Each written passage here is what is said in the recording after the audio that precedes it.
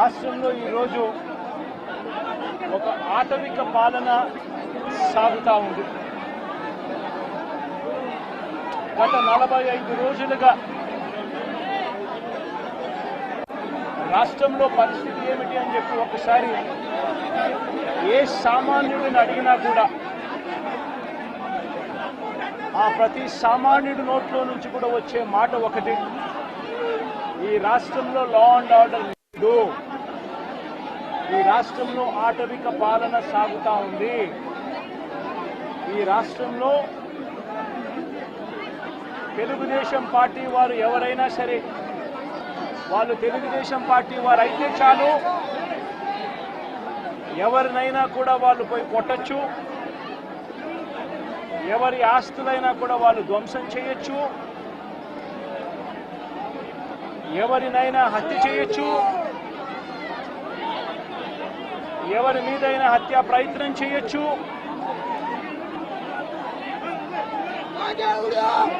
వాళ్ళు ఏమి చేసినా కూడా పోలీసులు ప్రేక్షక పాత్ర మాత్రమే పోషిస్తారు.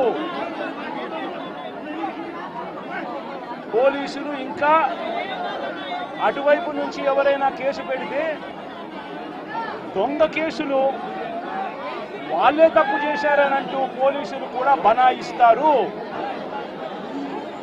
అనే ఒక నీచ సంస్కృతి ఈరోజు రాష్ట్రంలో రాజ్యం వెళ్తా ఉంది. నిజంగా నేను చంద్రబాబు నాయుడు గారిని ఒకటి అడుగుతా ఉన్నా, ఈ 45 రోజుల పాలనలో ఏకంగా 31 రాజకీయ హత్యలు జరిగాయి. 31 కూడా కాదు, ఇక్కడికి రాకముందు మా వాళ్ళు నాకు చెప్పిన సంఖ్య 36. 45 రోజుల్లో దాదాపుగా 36 రాజకీయ హత్యలు, 300కు పైగా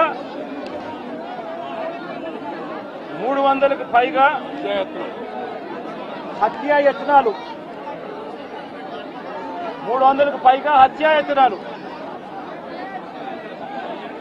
తెలుగుదేశం పార్టీ వాళ్ళ వేధింపులు భరించలేక 35 మంది ఆత్మహత్యలు చేసుకున్న పరిస్థితులు రాష్ట్రంలో ఉన్నాయి. 560 చోట్ల ప్రైవేట్ ఆస్తులను ధ్వంసం చేశారు. ఇంట్లో చొరబడుతున్నారు, ఆస్తులను ధ్వంసం చేస్తా ఉన్నారు, షాపులను కాల్చేస్తా ఉన్నారు.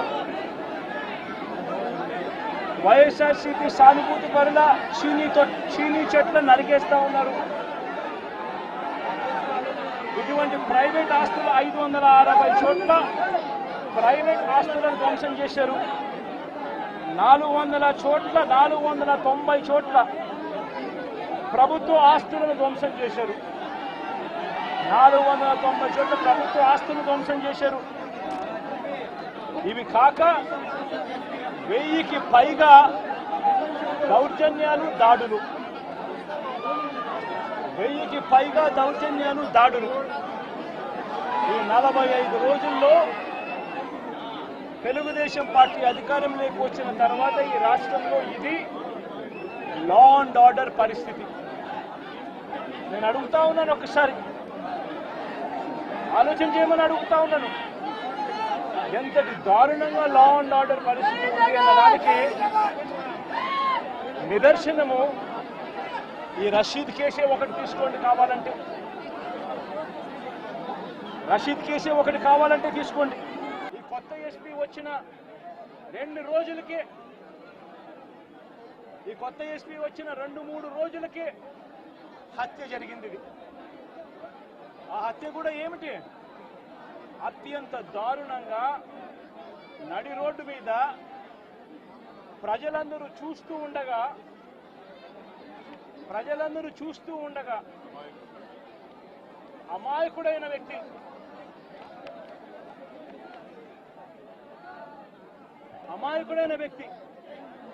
ఈ వ్యక్తి ఒక సాధారణ ఉద్యోగస్తుడు.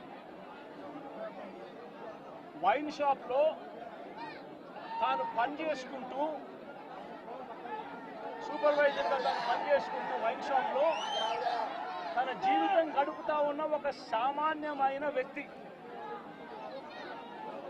ఇటువంటి వ్యక్తిని అతి కిరాతకంగా నడి రోడ్డు మీద అందరూ చూస్తూ ఉండగానే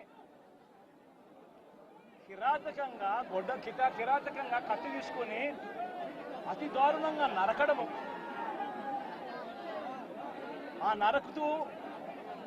నరుకుతూ వైఎస్ఆర్ కాంగ్రెస్ పార్టీకి సంబంధించిన సానుభూతి పరులందరినీ కూడా ఈ మాదిరిగా మేము నరుకుతాము అని చెప్పి రాష్ట్ర వ్యాప్తంగా ఒక మెసేజ్ పంపించడం కోసం అతి కిరాతకంగా నడి రోడ్డు మీద ఒక వ్యక్తిని నరుకుతాం.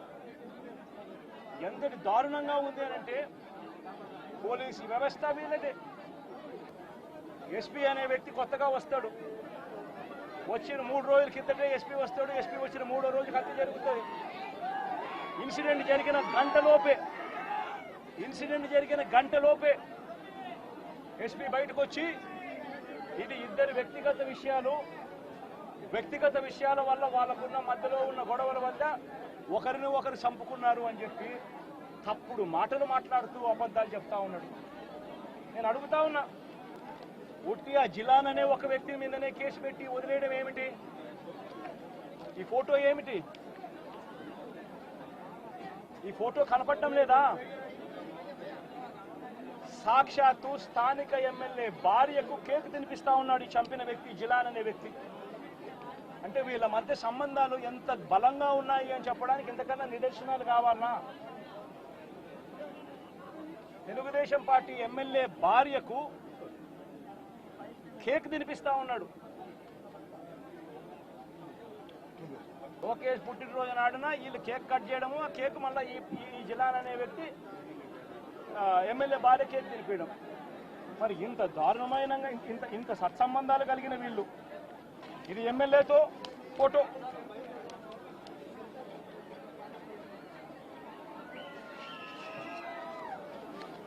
ఈ అయూబ్ ఖాన్తో ఫోటోలు ఇవన్నీ. మరి వీళ్ళెవరు కేసులో ఎందుకు లేరు? వీళ్ళందరి మీద కేసు ఎందుకు పెట్టలేదు? ఇంతకన్నా అన్యాయం ఎక్కడైనా ఉంటుందా? ఇంతటితో ఆగిపోవడం లేదు. మిథున్ రెడ్డి విషయం కూడా నిన్న కూడా మీరు అంతా చూశారు మీ కళ్ళతో. సాక్షాత్తు ఒక సిట్టింగ్ ఎంపీ తన నియోజకవర్గంలో తాను తిరగకూడదా? పుంగనూరు అనేది తన నియోజకవర్గం, తన పార్లమెంట్ సెగ్మెంట్లో ఒక నియోజకవర్గం పుంగనూరు. ఆ పుంగనూరుకు ఎమ్మెల్యే వాళ్ళ నాయన పెద్దిరెడ్డి రామచంద్రారెడ్డి. ఆ నియోజకవర్గంలో తాను రెడ్డెప్ప అని చిత్తూరుకు సంబంధించిన ఎక్స్ఎంపీ, ఆయన కూడా పుంగనూరులో నివాసుడు. ఆయన ఇంట్లో కూర్చొని ఉంటే ఏకంగా ఇంటిని దిగ్బంధం చేసి, ఇంటి మీద రాళ్లు వేసి, కారును ధ్వంసం చేసి, రెడ్డెప్ప కారును కాల్చేసి పోలీసుల సమక్షంలోనే ఇవన్నీ జరుగుతూ ఉన్నాయి అంటే ఇంతకన్నా దారుణంగా లా అండ్ ఆర్డర్ పరిస్థితి, ఇంతకన్నా దారుణంగా దిగజారిపోయిన పరిస్థితి ఎక్కడైనా కనిపిస్తుందా? దొంగ కేసులు పెడతా ఉన్నారు, పోలీసులను ప్రేక్షక పాత్రగా పోషించే కార్యక్రమం చేయిస్తా ఉన్నారు. చివరికి ఏ స్థాయిలోకి లా అండ్ ఆర్డర్ వెళ్ళిపోతా ఉంది అంటే లా అండ్ ఆర్డర్ గురించి పట్టించుకునే పరిస్థితిలో పోలీసులు ఎవ్వరూ లేరు. అమ్మాయిల మీద అత్యాచారాలు జరుగుతూ ఉన్నాయి, పోలీసులు ఎవరూ పట్టించుకోవడం లేదు. అగత్యాలు జరుగుతూ ఉన్నా కూడా ఎవరు పోలీసులు పట్టించుకోవడం లేదు. పట్టించుకోవాల్సిన అవసరం ఏముంది? చంద్రబాబు నాయుడు పట్టించుకోవద్దని చెప్తా ఉన్నాడు కదా అని చెప్పి వదిలేసిన పరిస్థితులు.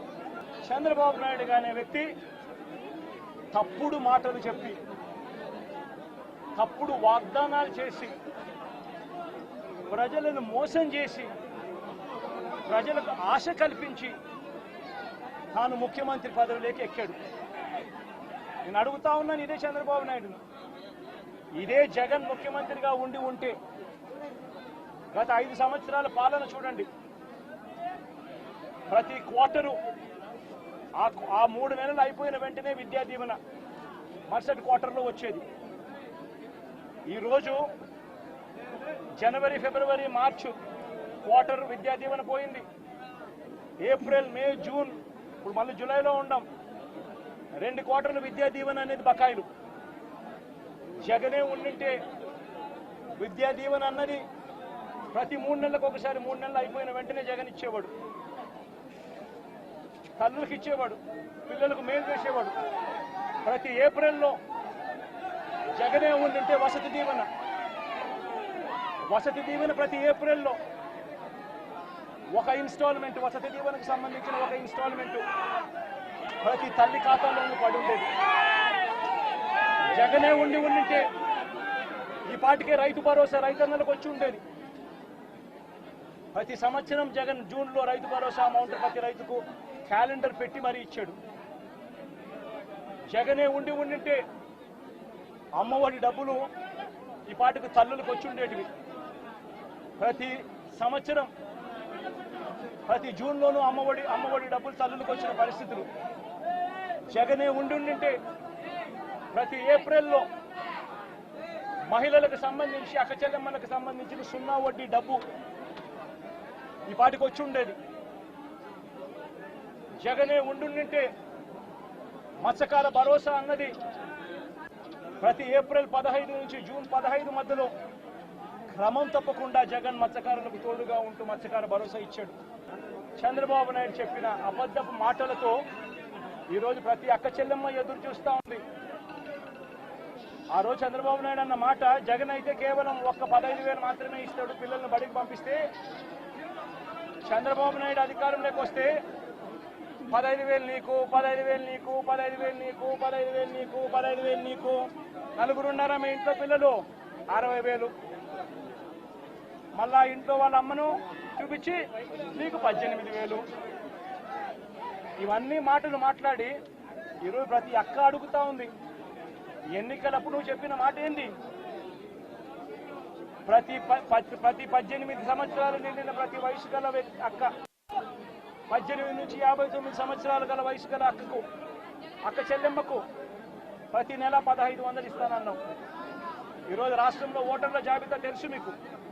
4,12,00,000 మంది ఓటర్లు ఉన్నారు. ఓటర్ల జాబితా అంటే దాని అర్థం ఏమిటి? దాని అర్థం వాళ్ళందరూ కూడా 18 సంవత్సరాలు పైబడిన వయసు పడిన వాళ్ళనే కదా దాని అర్థము. మరి అందులో 2,10,00,000 మంది అక్క చెల్లెమ్మలు ఉన్నారు, 18 సంవత్సరాలు పైచిలకు పడిన వాళ్ళు. ఆ 2,10,00,000 మంది అక్క చెల్లెమ్మలకు పెన్షన్ తీసుకుంటున్న వాళ్ళు కాస్తో కూస్తో కొంచెం పక్కన పెట్టినా కూడా 1,80,00,000 మంది అక్క చెల్లెమ్మలు ఈరోజు మాకు 1,500 ప్రతి నెల ఇస్తానన్నావు, ఏమైంది మా 1,500, మా పరిస్థితి ఏమిటి, నీకు ఓటేషన్ నీ మాటలు నమ్మి అని చెప్పి అడుగుతా ఉన్నారు అక్క చెల్లెమ్మలు. ప్రతి అక్క ప్రతి పిల్లలు అడుగుతా. జగన్మామ ఉన్నప్పుడు క్రమం తప్పకుండా జగన్మామ 15,000 మా అమ్మకి ఇచ్చేవాడు అమ్మఒడి కింద. నువ్వు తల్లికి వందనం అన్నావు, మా ఇంట్లో 4 పిల్లలు ఉన్నారు, 60,000 మా ఇంటికి ఇస్తానన్నావు, ఎప్పుడు ఇస్తావు, ఎందుకు ఇవ్వడం లేదు అని చెప్పి అడుగుతా ఉన్నారు. పిల్లలు అడుగుతా ఉన్నారు, తల్లులు అడుగుతా ఉన్నారు, ప్రతి రైతు అడుగుతా ఉన్నాడు. వ్యవసాయం మొదలైపోయింది, వేగంగా నీకు వ్యవసాయం పనులు జరుగుతూ ఉన్నాయి. రైతు భరోసా సొమ్ము జగన్ ఉంటే వచ్చేది. నువ్వు 20,000 రూపాయలు ఇస్తానన్నావు రైతు భరోసా కింద. పెట్టుబడి సహాయం కింద 50 లక్షల మంది రైతన్నలు ఇవాళ అడుగుతా ఉన్నారు. మా పెట్టుబడి సాయం కింద 20,000 ఇస్తానన్నావు, ఏమైందా డబ్బు అని చెప్పి రైతన్నలు ఎదురు చూస్తూ అడుగుతా ఉన్నారు. ఈరోజు అక్క చెల్లెమ్మలు పొదుపు సంఘాల్లో ఉన్న అక్క చెల్లెమ్మలు అడుగుతా ఉన్నారు. ఏప్రిల్లో పొదుపు సంఘాలకు 0 వడ్డీకి సంబంధించిన 0 వడ్డీ డబ్బులు కట్టాలి. మరి ఎందుకు 0 వడ్డీ డబ్బులు మాకు ఎందుకు కట్టడం లేదు అని అక్క చెల్లెమ్మలు అడుగుతా ఉన్నారు.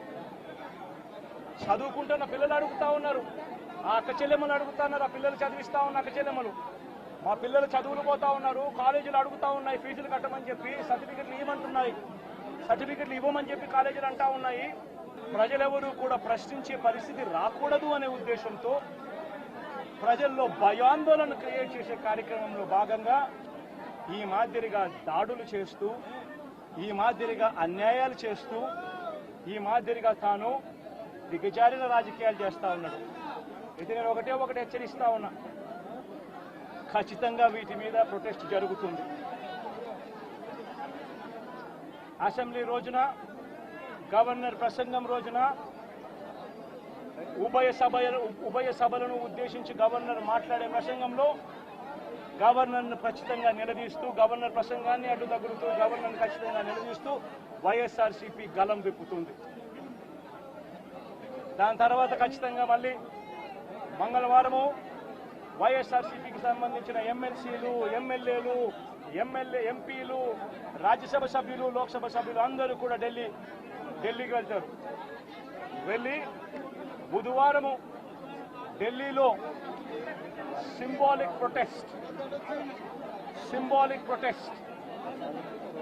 సింబాలిక్ ధర్నా ఢిల్లీలో చేసే కార్యక్రమం కూడా చేస్తాం. రాష్ట్రంలో జరుగుతూ ఉన్న దాడులు, రాష్ట్రంలో ఉన్న లా అండ్ ఆర్డర్ పరిస్థితులను దేశమంతా కూడా చూసేట్టుగా, దేశమంతా కూడా దీన్ని గమనించి, దేశమంతా కూడా దీన్ని ప్రొటెస్ట్ను వాళ్ళు కూడా ప్రొటెస్ట్ చేసే విధంగా దీన్ని హైలైట్ చేసే కార్యక్రమం చేస్తాం. ప్రధానమంత్రి గారి అపాయింట్మెంట్ ఇప్పటికే అడగడం జరిగింది. అమిత్ షా గారిని ప్రెసిడెంట్ అపాయింట్మెంట్ కూడా అడగడం కూడా జరుగుతుంది. వీళ్ళందరూ కూడా అపాయింట్మెంట్ ఇస్తే వీళ్ళందరినీ కూడా కలిసి వీళ్ళందరికీ కూడా చెప్పే కార్యక్రమం కూడా చేస్తాం. మరిన్ని ఇంట్రెస్టింగ్ అప్డేట్స్ కోసం ప్రకాశం న్యూస్ ఛానల్ ని సబ్స్క్రైబ్ చేయండి. నోటిఫికేషన్ కోసం గంట సింబల్ ప్రెస్ చేయండి.